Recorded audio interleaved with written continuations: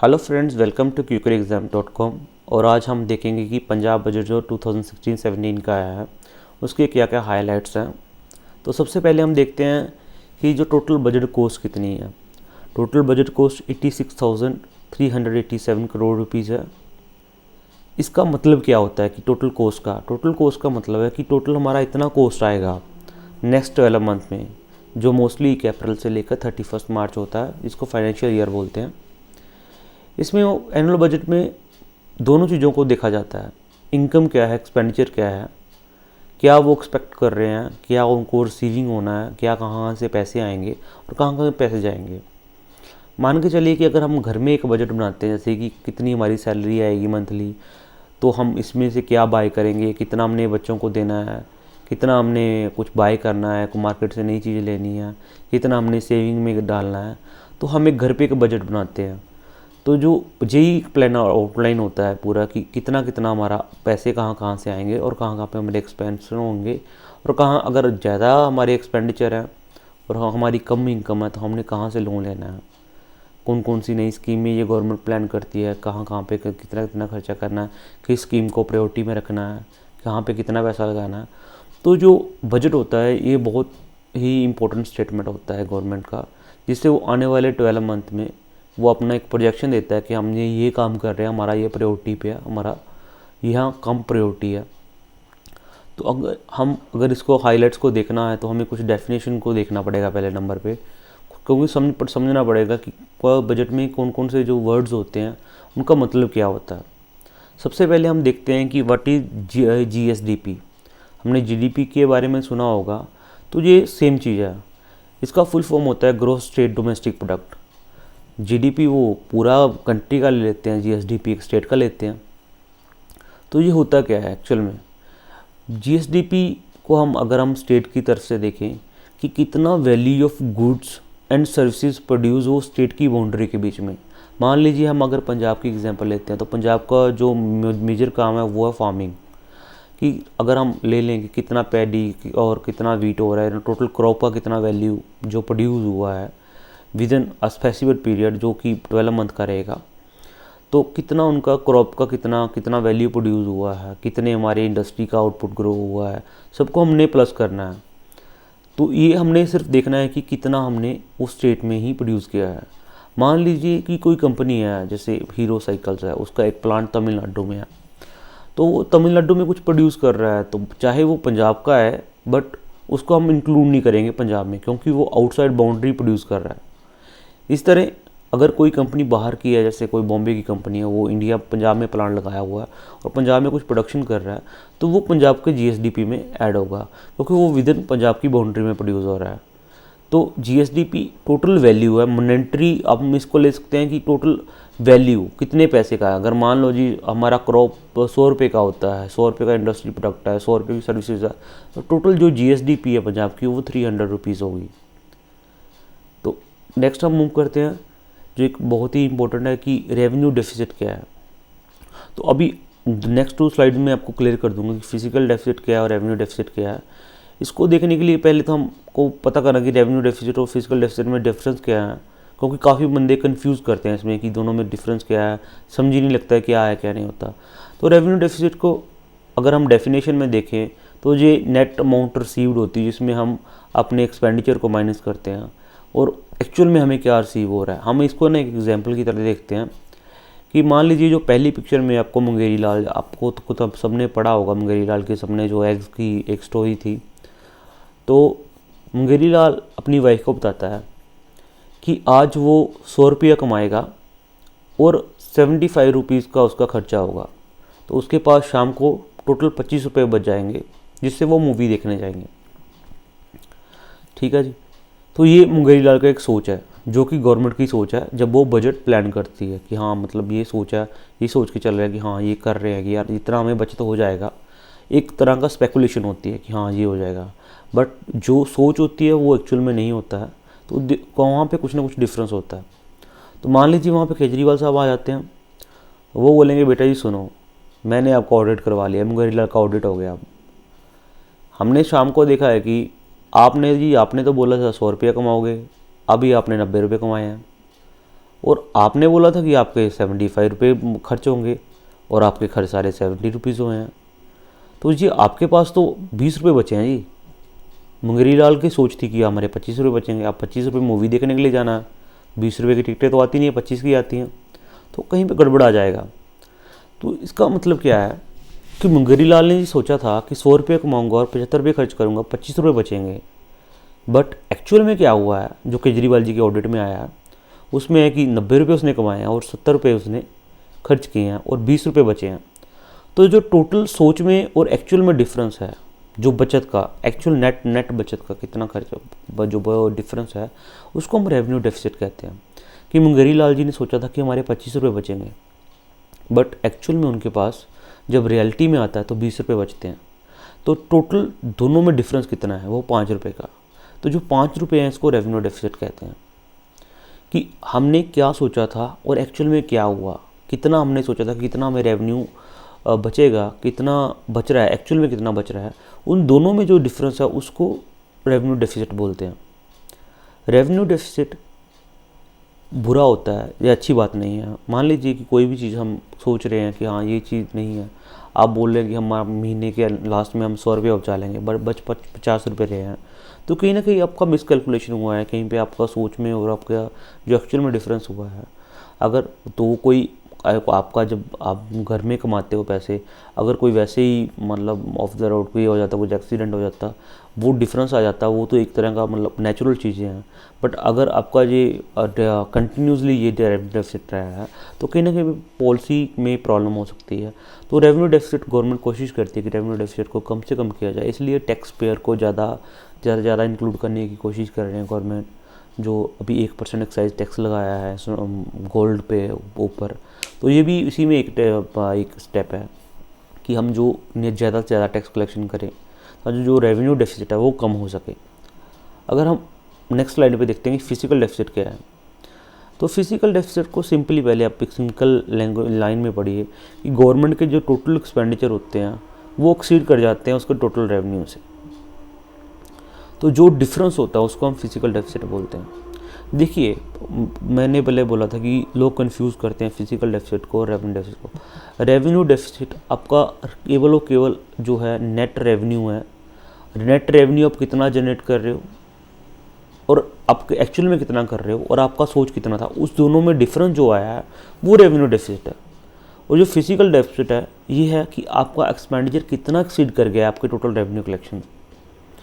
तो मान लीजिए कि हम इसको एक एग्जांपल की तरह देखते हैं कि ये पहले तो हम देखते हैं कि हाँ ये बुरा है या सही है। जो फिजिकल डेफिसिट होता है अगर विदिन सम लिमिट रहे, जैसे कि आरबीआई प्रोजेक्ट का रहेगा 3% के अराउंड रहे, तो ये कंट्री के लिए अच्छा होता है, ये कंट्री को सेशन में नहीं आना देता है। इससे हम एक एग्जांपल से समझते हैं कि मान लीजिए किसी हाउस होल्ड का एक्सपेंडिचर, जैसे मेरा एक्सपेंडिचर ज़्यादा है इनकम से, तो मैं क्या करता हूँ, मेरे 10,000 इनकम है, मेरा 15,000 एक्सपेंडिचर है, मेरे 5,000 का डिफरेंस आ गया उसमें। तो 5,000 में किस करूँगा, या कुछ फ्रेंड से बारो करूँगा या बैंक से बारो करूँगा।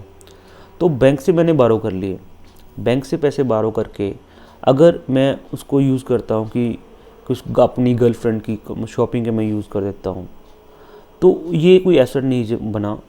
एसेट का मतलब है कि उस शॉपिंग करने से आपको फ्यूचर में कोई इनकम जनरेट नहीं होगा उससे। मतलब क्या है कि ये आपने कंजम्पशन में यूज़ कर लिया, कंजम्पशन का जो यूज़ होता है वो उसको आप फ्यूचर इनकम आप जनरेट नहीं कर सकते हो। तो आप क्या होगा, वो 5,000 मेरा डेबिट राइज़ करेगा, मैं डेबिट के क्लासेस में आ जाऊँगा। बैंक में वो राइज़ कर रहा है बट मैंने उस पैसे से कोई भी अपना एसेट क्रिएट नहीं किया जो मेरा वो डेबिट को उतार सके, जब मेरे को फ्यूचर इनकम दे सके। और अगर गर्लफ्रेंड की शॉपिंग को छोड़ के मैंने एक डोंकी ले लिया होता तो मैं मोटरसाइकिल पे जॉब पे ना जाता, डोंकी पे जाता, पेट्रोल बचता, जो पेट्रोल का बचत होता तो वो मैं अपने सेविंग अकाउंट में जमा करवाता, तो मेरा एक एसेट क्रिएट हो गया। कहने का मतलब ये है कि अगर हम अगर जो उधार लिए हुए पैसे से अगर हम उसको कंजम्पशन गुड्स में लगा देते हैं, कंजम्पशन के लगाते हैं, तो हमें कोई फ्यूचर इनकम जनरेट नहीं होता, जो कि बुरा है। ये बुरी टेक्निक है।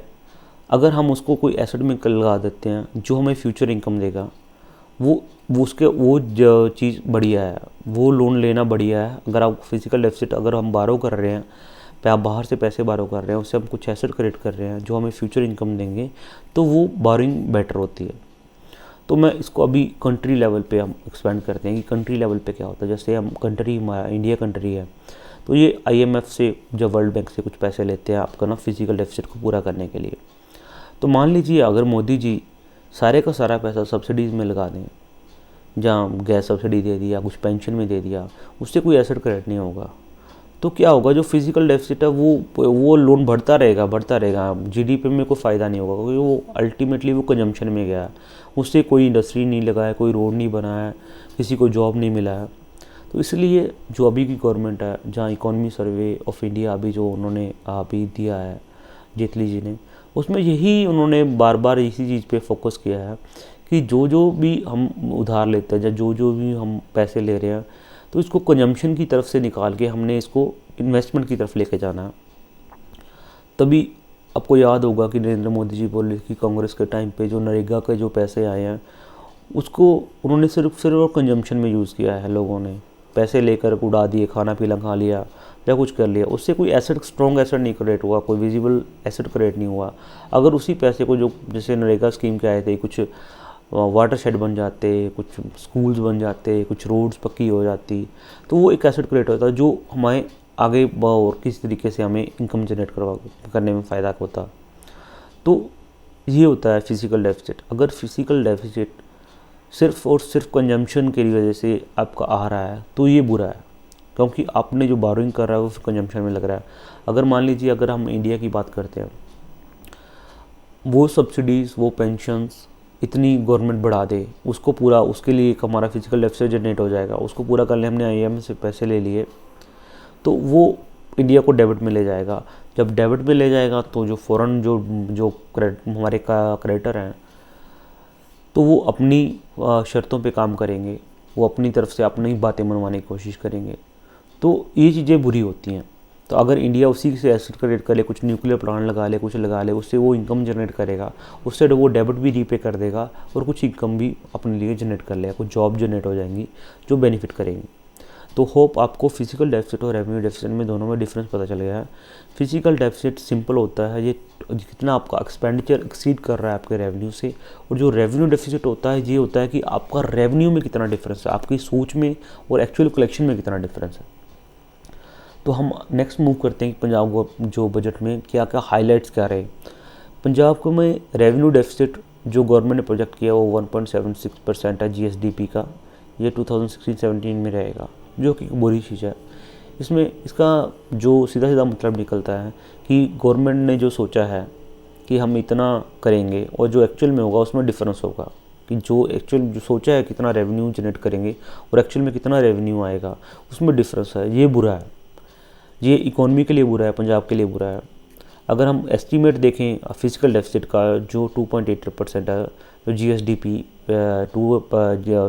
का 2.83% है, ये एक विदर लिमिट है, क्योंकि 3% RBI भी अलाउ करता है कि ये अच्छी बात है, बट फिर भी ये आगे डिपेंड करता है कि गवर्नमेंट ऑफ पंजाब किसके लिए यूज़ कर रहा है, कुछ इंडस्ट्री लगाने के लिए यूज़ कर रहा है या सिर्फ कंजम्पशन गुड्स के लिए कर रहा है, सब्सिडीज़ के लिए यूज़ कर रहा है। तो ये दोनों चीज़ों में डिफ्रेंशिएट करना पड़ेगा। अगर उससे एसेट बना रहा है तो बढ़िया है, अगर कंजम्पशन में यूज़ कर रहा है तो बुरा है, ये गवर्नमेंट को देखना पड़ेगा।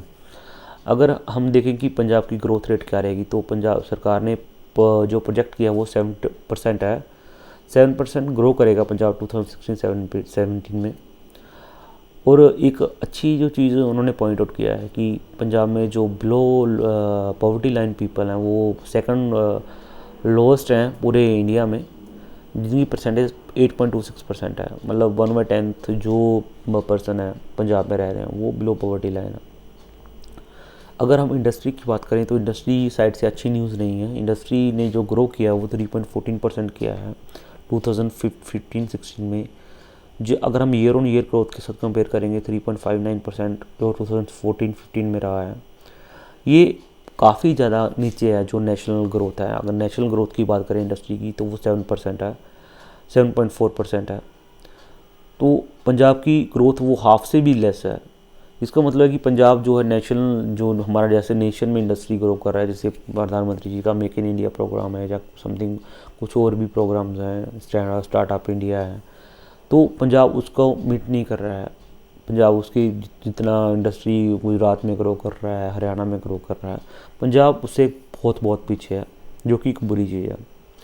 और अगर हम एग्रीकल्चर सेक्टर की बात करते हैं, जो कि पंजाब में मोस्टली एग्रीकल्चर ही है, तो उसके लिए अच्छी न्यूज़ है कि पंजाब में जो एग्रीकल्चर सेक्टर है वो 5.22% ग्रो करेगा 2015-16 में, जो कि इसके प्रीवियस ईयर में वो नेगेटिव ग्रोथ में था। तो अगर ये बढ़िया न्यूज़ है पंजाब के लिए, क्योंकि मोस्टली जो लोग हैं वो फार्मिंग सेक्टर से बिलोंग करते हैं। अगर उनके पास पैसा आएगा तो मार्केट में पैसा जाएगा, इससे जो हमारे दुकानदार हैं वो पैसा कमाएंगे, तो इकोनॉमी में पैसा फ्लो करेगा। जब इकोनॉमी में पैसा फ्लो करता है तो इकोनॉमी ग्रो करती है।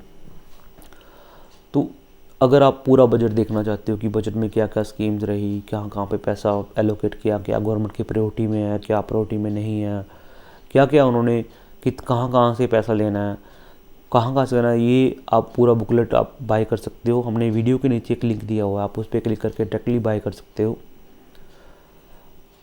और वीडियो देखने के लिए आपको हमारा यूट्यूब चैनल जो सब्सक्राइब करना पड़ेगा।